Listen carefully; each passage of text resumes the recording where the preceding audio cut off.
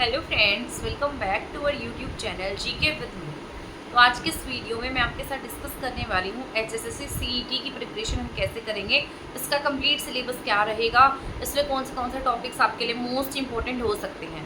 ठीक है, तो इस पर हमारी आज की पूरी कंप्लीट वीडियो रहेगी। तो इस वीडियो को आप लास्ट तक देखिएगा, आपके लिए झूठ से झूठ यूज़फुल रहने वाली है। इसके साथ साथ मैं आपको ये भी बताने वाली हूँ कि मैं अपने चैनल पर हरियाणा जी की भी स्टार्ट करने वाली हूँ। तो आपको आज या कल में हरियाणा जी की ही कंप्लीट क्लास देखने को मिलेगी। उसमें अगर मान लो मैंने कोई टॉपिक उठाया है, जैसे हरियाणा की ज्योग्राफी से कोई टॉपिक मैंने लिया है, तो उसके ऊपर जितनी भी ज्योग्राफिकल हमारी चीज़ें रहेगी हरियाणा से रिलेटेड, वो सारी की सारी आपको एक वीडियो में देखने को मिलेगी। जैसे अब मैंने हरियाणा की हिस्ट्री का कोई टॉपिक उठाया है, तो हरियाणा की हिस्ट्री से रिलेटेड सभी पॉइंट आपको उस वीडियो में देखने को मिलेंगे। हरियाणा जी के हम मैराथन की फॉर्म में करेंगे ताकि आपका सिलेबस जल्दी से कंप्लीट हो जाए। इसके बाद साथ साथ मैं कोशिश करूँगी कि आपको हरियाणा इंग्लिश ग्रामर के टॉपिक भी कराऊँ, क्योंकि आपको पता भी है मैं जैसे इंग्लिश जो है ना वो हरियाणा में एक तरीके से खौफ मानी जाती है, और हम इंग्लिश को ना ऐसे ही छोड़ देते हैं। मैंने देखा है कितने इंटेलिजेंट बच्चे होते हैं जो इंग्लिश को ऐसे खौफ मानकर छोड़ देते हैं और वहाँ पर उनका बहुत ज़्यादा लॉस हो जाता है। तो हमें इंग्लिश को इतना तो कर लेना है कि एग्ज़ाम में आ जाए तो हम उसको ईजिली ऑप्शन देखकर ठीक कर सकें। ठीक है, तो आज की इस वीडियो का मेरा मेन मोटिव ये है कि मैं आपको ये बता दूं सबसे पहले तो इसमें सिलेबस क्या रहने वाला है। ठीक है, और इसका पैटर्न क्या रहेगा, क्योंकि बहुत जगह पर पैटर्न की वीडियोस भी देखी है मैंने, बहुत जगह पर सिलेबस भी देखा है। मतलब कहीं पर ये भी मेंशन किया गया है कि सिलेबस तो दिया गया है, बट ये नहीं बताया गया कि किस पैटर्न में एग्ज़ाम रहेगा। तो मैं आपके साथ ये डिस्कस करने वाली हूँ कि इसका पैटर्न क्या रहने वाला है। सबसे पहले तो मैं आपको बता देती हूँ, जैसे हर एग्ज़ाम में क्वांटिटेटिव एप्टीट्यूड यानी कि जो आपका मैथ है वो आता ही आता है ना, रीजनिंग है वो आती ही आती है, जीके आती है। वैसे ही आपकी हरियाणा जीके हमेशा 25 नंबर की आती है ना। और जैसे और इंडियन जीके आती है आपके एग्ज़ाम में 15 नंबर की, जिसमें आपका करंट अफेयर भी रहता है और इंडियन जीके भी मिक्स रहती है। और मैं अगर बात करती हूँ जैसे कि कंप्यूटर की, है ना, कई बार ये डाउट बना हुआ है कि कंप्यूटर आएगा या नहीं आएगा। तो अगर मैं पिछले सीईटी की बात करती हूँ तो उसमें कंप्यूटर के कोई क्वेश्चन नहीं थे, सीईटी मेंस में कंप्यूटर के क्वेश्चन जरूर पूछे गए थे। तो मैं बस इतना ही कहूँगी कि अगर आपको कंप्यूटर करना ही है तो उसके लिए बहुत ज़्यादा हेडेक मत लेना, इतना कर लेना कि आपका उसमें से पेपर जो है, यानी कि अगर मान लो आपके एग्ज़ाम में 10 क्वेश्चन आए हैं तो 7 से 8 आप उसको ठीक कर सको। ठीक है, क्योंकि कंप्यूटर हर बार इस तरीके से पूछा जाता है, या तो बहुत इजी लेवल का कंप्यूटर पूछा जाएगा, या फिर ऐसा कंप्यूटर पूछा जाता है जो आपको क्या किसी को भी नहीं आएगा जो एग्ज़ाम में बैठेगा, क्योंकि बहुत बार लैंग्वेज में से पूछ लिया जाता है, तो वहाँ पर थोड़ा सा हमारे लिए टफ हो जाता है। इसलिए कंप्यूटर के लिए बहुत ज़्यादा सिरदर्दी लेने की ज़रूरत नहीं है। मैंने जब कंप्यूटर किया था तो मैंने ल्यूसेंट की बुक में से कंप्यूटर किया था, क्योंकि मुझे कंप्यूटर बिल्कुल भी नहीं आता था और मुझे बेसिक कंप्यूटर की भी नॉलेज नहीं थी। तो उसको सही करने के लिए मैंने ल्यूसेंट की बुक में से अपना काम किया। ठीक है, ल्यूसेंट की बुक में से मैंने कंप्यूटर किया था। तो आप भी क्या करेंगे, ल्यूसेंट की बुक आती है छोटी सी, उसमें से पढ़ सकते हैं, या फिर अरियन की बुक में से भी पढ़ सकते हैं। ठीक है, वहाँ से आपका बेसिक तो है जो है वो क्लियर हो जाएगा। इसके बाद हरियाणा के जितने भी प्रीवियस ईयर क्वेश्चन हुए होंगे उनको आप कर लेना, तो वहाँ से आपके लिए ईजी रहेगा। कंप्यूटर आपके एग्ज़ाम में 10 मार्क्स तक का रहेगा। ठीक है, इसके बाद अगर मैं बात करती हूँ मैथ की, तो मैथ्स की बात कर लेते हैं। मैथ आपके एग्ज़ाम में 15 मार्क्स का रहेगा। मैथ आपका एसएससी पैटर्न पर रहने वाला है, तो मैथ्स के लिए आप किरण का मैथ भी कर सकते हैं, क्योंकि किरण के मैथ के लिए आपको बहुत ज़्यादा टफ क्वेश्चन करने की नीड नहीं है, क्योंकि एसएससी में जो पेपर का पैटर्न रहता है वो थोड़ा सा टफ रहता है। बट यहाँ पर एचएसएससी में क्या हुआ था, एचएसएससी में क्वेश्चन तो ईजी थे, लेकिन कैलकुलेशंस जो थी वो थोड़ी सी टफ पूछी गई थी। ठीक है, तो यहाँ पर क्या रहेगा, कैलकुलेशन थोड़ी टफ थी, बट क्वेश्चन के जो क्वेश्चन थे वो ईजी थे। तो कैलकुलेशन में आपको इस तरीके से करना है, चाहे क्वेश्चन ईजी हो, लेकिन आपको कैलकुलेशन स्ट्रॉन्ग करनी है कि आप बहुत जल्दी कैलकुलेशंस कर पाएँ। ठीक है, बट वैसे हर बार एग्ज़ाम का पैटर्न भी चेंज हो जाता है, बट आपको इस तरीके से अपनी प्रिपरेशन कर लेनी है।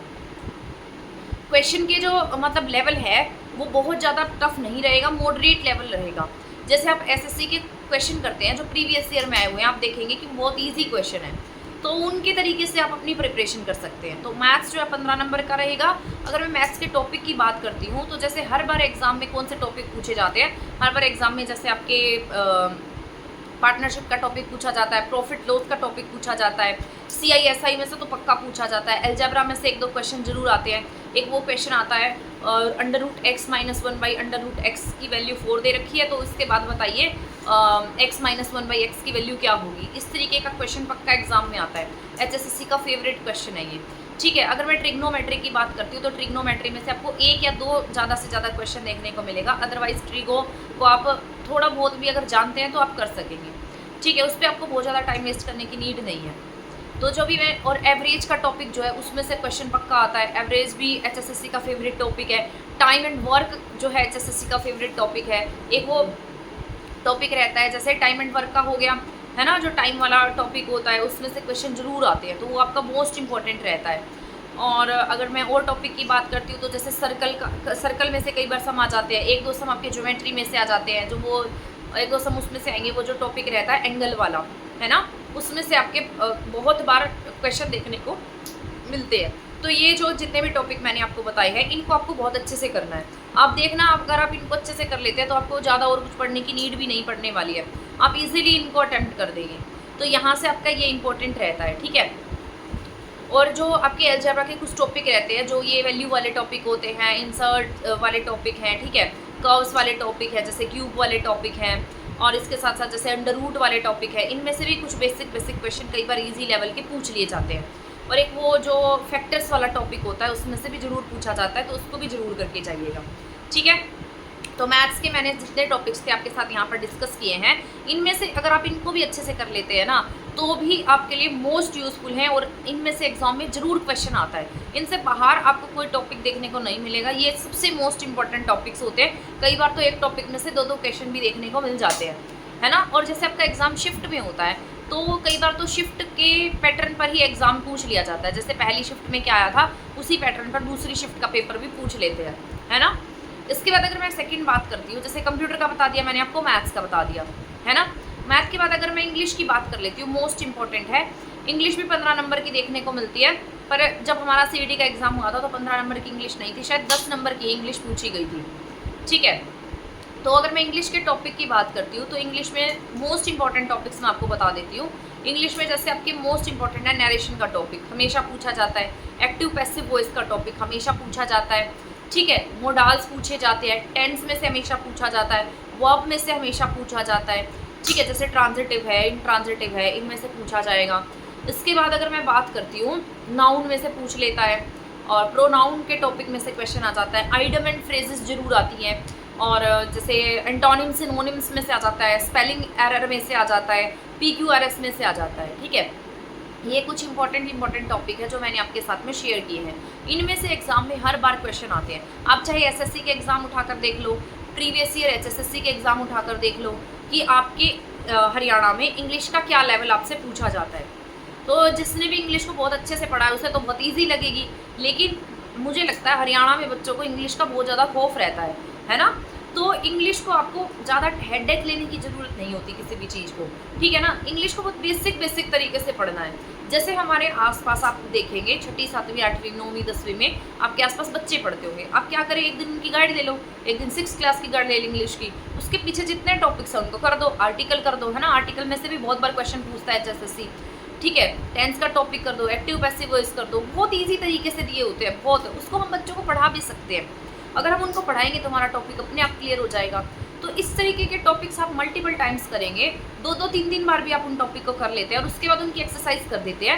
पीछे उनकी एक्सरसाइज भी दी गई होती है तो उनको भी कर देते हैं, तो आपको इंग्लिश बाहर कहीं से भी पढ़ने की ज़रूरत नहीं है। क्योंकि मैंने भी जब अपनी प्रिपरेशन की थी तो मैंने 6 से लेकर 12 तक की सारी ग्रामर कर दी थी, और बाहर से कहीं पढ़ने की नीड नहीं पड़ेगी। फिर आपका लेवल थोड़ा सा ज़्यादा हो जाएगा तो आप किसी स्टैंडर्ड बुक की एक्सरसाइज सॉल्व कर सकते हैं, या कहीं की प्रीवियस ईयर सॉल्व कर सकते हैं, ठीक है। ये आपको हेल्प मिलती है आपकी इंग्लिश की, जो भी ये बुक्स मैंने आपको बताई हैं, जो ये बच्चों वाली बुक्स होती है, इनसे, ठीक है।